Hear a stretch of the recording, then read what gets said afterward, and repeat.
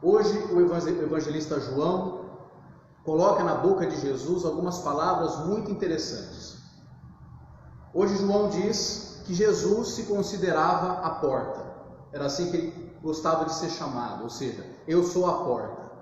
E antes de dizer isso, João, no seu evangelho, nos diz que Jesus contou uma parábola para os seus discípulos, dizendo que as verdadeiras ovelhas, aquelas ovelhas que estão confiadas a Ele, escutam a sua voz e o seguem. E aqui nós devemos tomar um pouco de cuidado. Jesus era um homem de mais de 2000 anos atrás que vivia numa realidade agrícola. Então era muito comum, é uma linguagem da pastorícia, usar esse termo ovelha. Então Jesus comparava as pessoas que o seguiam com ovelhas. Só que nós devemos tomar cuidado, isso não cabe mais hoje em dia, ok? O filósofo Nietzsche, que é um filósofo alemão, dizia que o cristianismo criou ou colocou no ser humano o que ele chamava de mentalidade de rebanho. E o que é isso? É essa ideia de que o ser humano precisa de um líder, ou seja, o ser humano precisa de alguém para pastoreá-lo. É como se o ser humano não tivesse a capacidade racional de tomar decisões por si mesmo. E é muito comum, nós percebemos muito isso, dentro do próprio cristianismo e em outras religiões, essa necessidade do grupo, não é? E o problema do grupo também. Muitas religiões conduzem a vida das pessoas de maneira aos seus líderes pensarem por elas.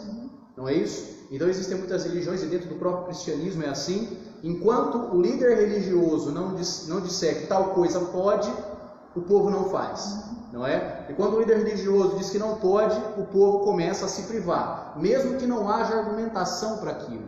E geralmente as pessoas nem sequer questionam os seus líderes religiosos, não é? Então eu posso dar o exemplo da realidade de onde eu vim, não é? Da realidade de onde eu fui criado. Na Igreja Católica Romana, o Papa, ele é o porta-voz, não é isso? Ele é o líder e ele age como uma espécie de absolutista, monarca. Ou seja, o que o Papa diz é lei, não se pode questionar. Inclusive foi criado um dogma da infalibilidade do Papa, ou seja, o Papa é infalível.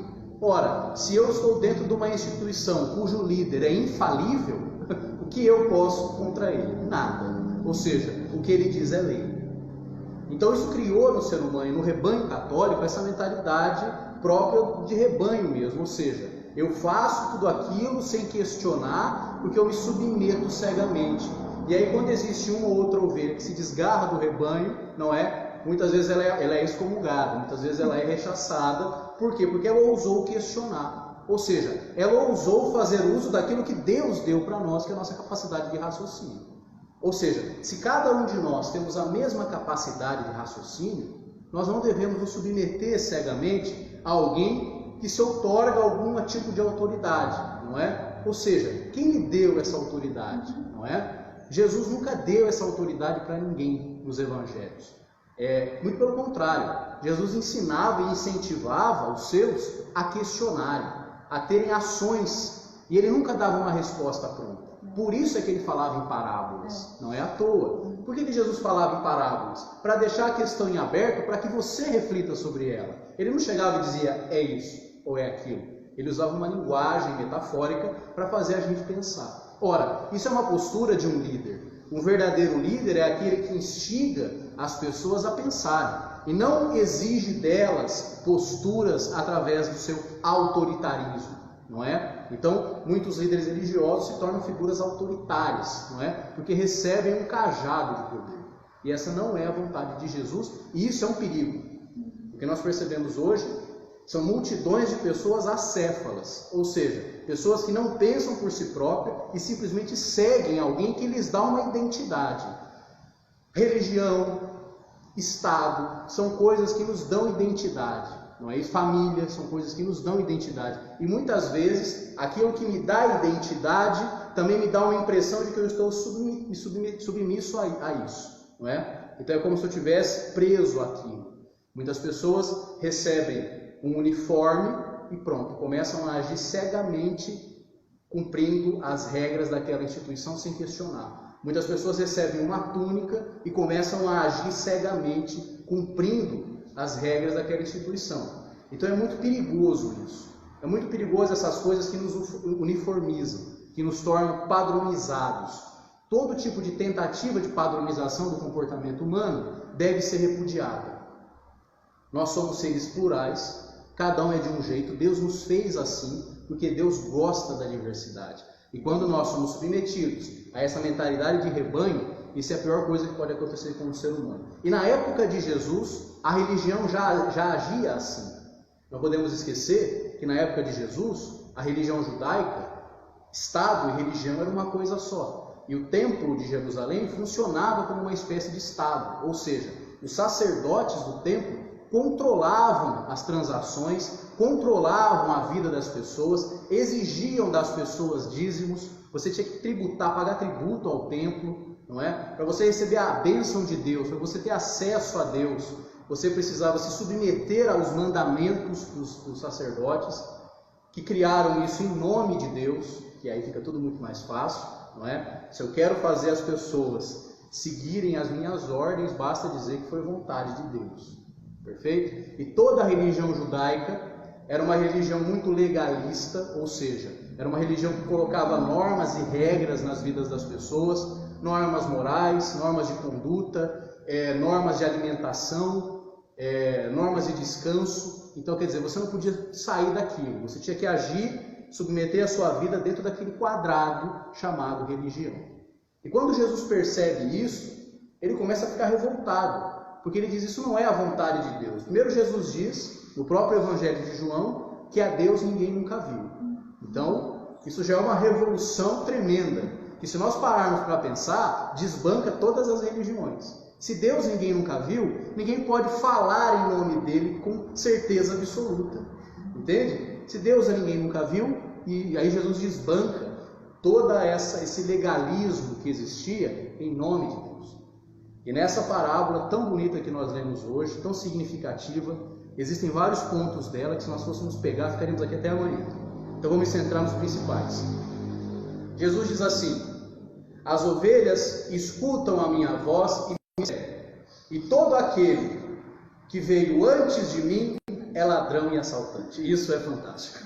Aqui Jesus está desbancando todas as pseudo-autoridades que existiram antes dele. Moisés, Elias, esses grandes legisladores do judaísmo, que obrigavam as pessoas a seguir suas normas e muitas vezes até matavam povos que pensavam diferente deles. O Antigo Testamento está cheio disso.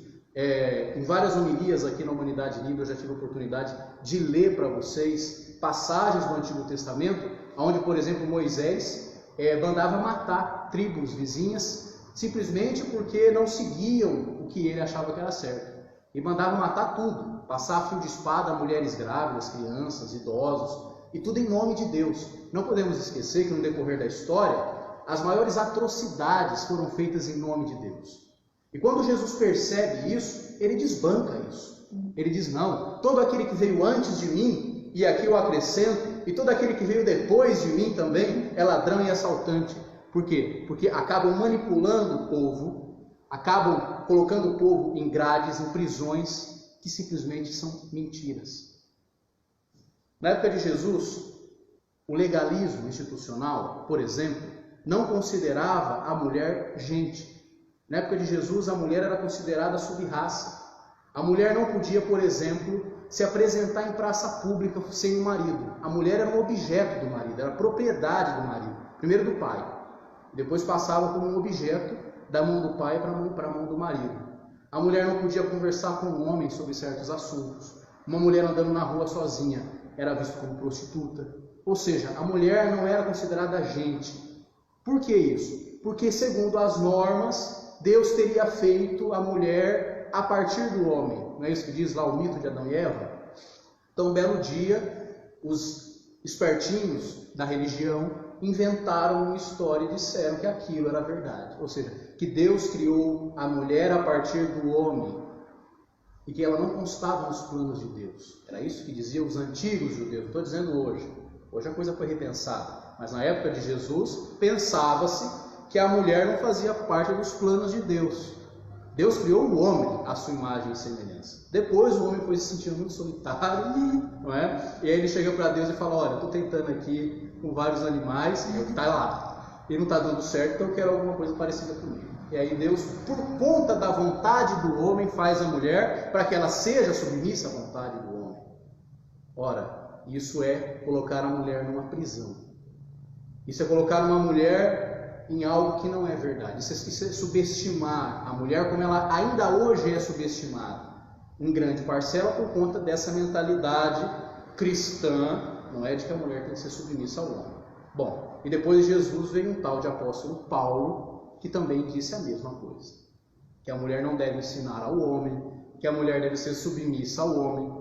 Por isso que eu acrescento palavras a Jesus. Ele também diria: todo aquele que veio depois de mim também é ladrão e assaltante. Por quê? Porque está assaltando, está tirando a vida da pessoa, está impedindo que ela viva. Nesse sentido, Jesus diz que é ladrão e assaltante. E é ladrão e assaltante do ponto de vista monetário também, porque desde a época dele, religião é fonte de enriquecimento. Não podemos esquecer que verdadeiras fortunas ainda hoje são feitas em nome de Deus. Veja, por exemplo, Edir Macedo, não é? R.R. Soares, Silas Malafaia, são esses pastores riquíssimos que existem aí no Brasil, que criam verdadeiras fortunas em nome de Deus, não é? A própria igreja romana é uma igreja que se manteve pelos séculos, fazendo coisas e muitas vezes até atrocidades em nome de Deus. Então, naquela época de Jesus, assim como hoje, nada mudou, religião é fonte de enriquecimento. E Jesus diz: todos esses são ladrões e assaltantes se não seguirem aquilo que eu estou dizendo. E o que Jesus está dizendo? Ele está dizendo que ele é a porta. Ora, uma vez que eu sou colocado numa prisão, como a mulher era colocada antigamente, como a comunidade LGBT é colocada hoje em dia pela religião numa prisão, como os casais de segunda união ainda hoje são colocados em prisões dentro do cristianismo, porque você não pode simplesmente não acertar. Você é obrigado a ficar casado com alguém que não te ama. O cristianismo coloca uma prisão na mente das pessoas, e principalmente da mulher, de que ela tem que se submeter a verdadeiros relacionamentos abusivos, porque divórcio é errado, casamento é um só. Coloca a cruz na costa das pessoas, como o próprio Jesus dizia na sua época, para os fariseus: vocês colocam fardos nas costas das pessoas que nem vocês carregam. Então o cristianismo e as religiões no modo geral, com raríssimas exceções, colocam pesos nas costas das pessoas, colocam prisões mentais, quando dizem, por exemplo, que o sexo é pecado, não é? E aí a gente tem um monte de adolescente no auge da sua sexualidade, se descobrindo, tendo que se submeter à castração, e muitas vezes se casam cedo para poder ter relações sexuais, o que é um absurdo, não é? Nós não temos uma educação sexual na religião. A religião ainda hoje enxerga o sexo como pecado. Ora, isso é colocar o ser humano numa prisão, não é? Existem várias prisões que a religião nos coloca. E aí Jesus vem e diz que ele é a porta. Vocês conseguem perceber aqui a força disso? Eu sou a porta, diz Jesus. Eu sou a porta para você sair de tudo isso que te aprisiona, de tudo isso que colocam na sua mente, de tudo que você cria na sua cabeça, de culpas que você vai acumulando e culpas que não existem. Jesus diz: eu sou a porta. Entrai por mim. Entrai e sair quando quiser. Está aqui no Evangelho que eu li. Vocês entram e saem e encontram pastagem. Ou seja, Jesus é a porta que nos garante a liberdade. Meus queridos irmãos e queridas irmãs, Deus quer que nós sejamos seres humanos livres, porque eu só posso amar verdadeiramente se eu sou livre. Quando eu estou submetido a qualquer tipo de prisão, a qualquer tipo de regra, a qualquer tipo de legalismo, eu não consigo amar. Quando a religião obriga uma pessoa a se submeter a um relacionamento abusivo, ela está indo contra a vontade de Deus. E Jesus garante para você, meu irmão e minha irmã, que vive assim, que Ele é a porta. Então saia de tudo que te aprisiona. Relacionamentos, muitas vezes até a própria família te aprisiona, não deixa você ser quem você é. Jesus nunca coloca regras morais para ninguém, não. Ele diz: ame, simplesmente isso. Amai a Deus e amai ao próximo, e viva a sua vida sem fazer o mal para ninguém. Tem uma frase de Santo Agostinho que é muito bonita, que nós sempre lembramos aqui na Humanidade Livre, que é: ame e faça o que tu queres. E é exatamente isso. Então tudo aquilo que te aprisiona, tudo aquilo que hoje impede que você se liberte, nós devemos pensar bastante. E outra coisa também muito importante, devemos nos perguntar se nós também somos portas para as vidas das pessoas. Jesus disse que Ele é a porta. E nós? Será que eu também sou uma porta aberta? Será que as pessoas que passam por mim podem transitar livremente? Ou seja, será que eu sou alguém que garante liberdade para as pessoas? Ou será que eu sou um algoz? Que sempre que alguém passa por mim, eu quero prender essa pessoa. Eu quero ter um sentido de posse para essa pessoa. Quem eu sou nessa história? Eu sou a porta ou eu sou a pedra de tropeço? Uma vez Jesus chegou para Pedro, que era um dos seus discípulos, e falou: Pedro, tu és uma pedra, mas uma pedra de tropeço. Por quê? Porque você impede que as pessoas cheguem até mim. Porque você está cheio de ideias que não condizem com o que eu digo. E aí, quem eu sou nessa história? Não é? Sempre que eu sou transparente, sempre que a minha vida é um livro aberto, porque eu não escondo nada de ninguém, eu sou uma porta aberta para o mundo, aberta para as possibilidades. Todo ser humano, eu costumo dizer, é um livro aberto para o mundo, onde nós vamos escrevendo a nossa história na medida em que nós vamos experimentando. E infelizmente, na cabeça de muitas famílias, de muitas instituições, não é? De muitas religiões, o ser humano deve ser formatado. Eu fecho o livro e digo para ele o que ele tem que escrever. Não. O nosso livro, a nossa vida, é um livro aberto que eu escrevo a minha história a partir da minha experiência. Então que nós possamos hoje sair daqui com isso em mente. A vontade de Jesus e a vontade de Deus não é que o ser humano se submeta sem raciocinar, sem ter senso crítico às pessoas. Pelo contrário, que nós tenhamos o senso crítico para tudo, porque é assim que Deus nos fez. E que nós possamos ouvir a voz de Jesus e saber identificar que Ele é o bom pastor. Ele dizia que Ele era o bom pastor. Jesus é o bom pastor. Por quê? Porque Ele possibilita que as suas ovelhas sejam livres. Ele não as conduz com uma mão de ferro. Pelo contrário, Ele garante liberdade e pastagem para elas. Portanto, muito cuidado com líderes religiosos que impõem coisas e regras na sua vida. Cuidado com isso. Muitas vezes eles querem apenas uma massa de manobra. E é isso que eles conseguem. E aí se envolvem com política e levam rebanhos de pessoas a votarem em determinado político, não é isso? E a gente está careca de ver isso, principalmente nas últimas eleições, não é? A bancada evangélica, por exemplo, convencendo, e nem precisando de muita força para isso, para votar nesse ou naquele candidato. Ora, isso é você terceirizar uma responsabilidade sua. Isso é você delegar a outro a sua responsabilidade de cidadão. E assim é para tudo na vida. Então que nós busquemos sempre pastagens onde nós possamos ser livres. E fugir de tudo aquilo que nos aprisiona. Tudo aquilo. Das cadeias mentais que nós criamos, porque temos uma educação formatadora, que não permite que eu seja quem eu sou. Que nós possamos nos libertar das cadeias afetivas. Quantos e tantos relacionamentos abusivos, não é? Que nós possamos nos libertar disso. Que nós possamos também buscar coisas que de fato edifiquem a minha vida como ser humano e não que me aprisionem simplesmente. Jesus é a porta. Ele também nos convida a sermos a porta de passagem. Que todos aqueles que passarem pela minha vida tenham livre acesso. Não é? Porque eu sou um livro aberto para o mundo, eu não preciso esconder. Diferente de muitos religiosos, como dizia Jesus na sua época, vós sois sepulcros caiados. Esse é o termo que Jesus usa para definir os religiosos de sua época. E hoje em dia também a maioria. Sepulcros caiados, por fora belo, por dentro cheio de ossos e podridão. Então, para que eu não me torne um sepulcro caiado, para que eu não exija dos outros coisas que eu não faço, eu preciso ser um ser transparente. Ser um ser que as pessoas conseguem ver a minha alma, porque eu não escondo nada de ninguém. E aí eu posso ter autoridade para falar alguma coisa.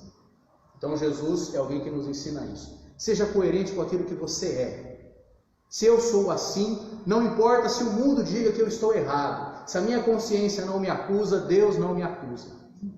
É exatamente assim que funciona. Repito, se a minha consciência não me acusa, Deus não me acusa, por mais que o mundo me aponte. E é assim que Jesus viveu. Ele era uma porta aberta para as mulheres. Toda mulher que se aproximava de Jesus, Jesus tratava como gente.